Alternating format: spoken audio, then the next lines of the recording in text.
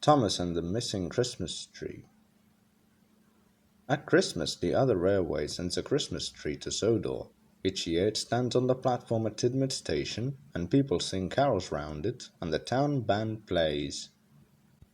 A week before Christmas, Thomas was at the station with Annie and Clarabel. The Fat Controller was arranging the carol party.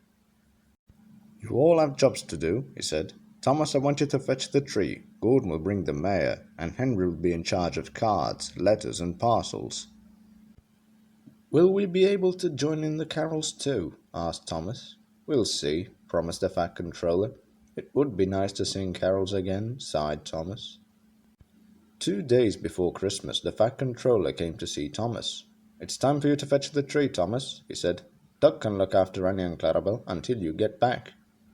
"Why should Thomas go?" grumbled Henry. "We can't do anything a splendid green engine like me couldn't do." "Nor me," agreed Gordon. "Anyone would think it was special or something." Thomas puffed happily away. The other engines waited for Thomas to come back. They waited and waited. Next morning they were still waiting. "Perhaps he is stuck in a tunnel somewhere," suggested Gordon. Henry let off steam indignantly. "Pooh," he retorted. "He is much more likely to have been turned onto a branch line." "He could have run into a cow," suggested Donald. "He has done nothing of the kind," interrupted a well-known voice. "There has been a heavy snowfall, and he seems to be stranded somewhere near Edward Station," said the Fat Controller. "We're not going to leave him, are we?" asked Douglas. "Certainly not," replied the Fat Controller. "I shall need 2 volunteers." The noise was deafening. At once Donald and Douglas were coupled back to back, with a van between them and a snowplow at each end. Cold but confident, they set out to the rescue. At the junction they met Toby, Percy, and Duck, who told them that the Fat Controller had cancelled all trains and ordered all engines that could to try and reach Tidmouth. Donald and Douglas puffed bravely on, but the snow was getting thicker now. They struggled through Edward Station.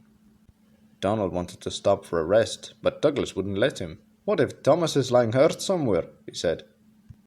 Great drifts of snow lay across Gordon's Hill. Again and again they forced their snowplow into the snow, each time moving slowly forward. Then they drew back and paused for breath. "Hush!" said Douglas suddenly. "I can hear something." Very faintly came a muffled cry for help. "Look! It's Thomas!" exclaimed Donald. "Told you so," said Douglas.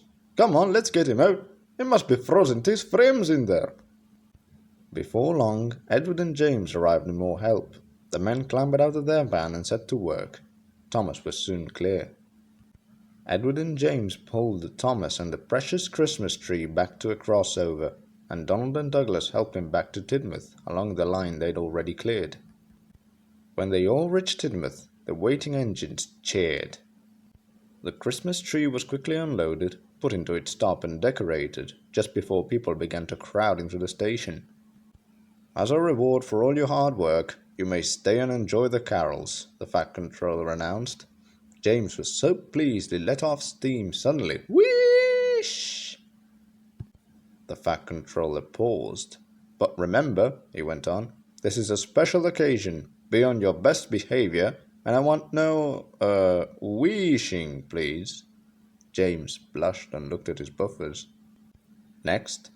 1, 2, 3, boomed the Fat Controller, and suddenly, like magic, the station was flooded with light. 3 cheers for Thomas the Tank Engine and his friends." As the cheers died away, there was a strange whirring noise. It seemed to come from the sky. Everyone looked up, and Percy and Toby smiled. They knew who it was. With landing lights shining brightly, Harold the helicopter touched down gently in the snow, and out stepped a figure wearing a red cloak and hood. Everyone cheered as Father Christmas gave out presents to the children, and the carol party began. Then Father Christmas thanked James and the other engines for rescuing Thomas, and everyone had a marvelous time.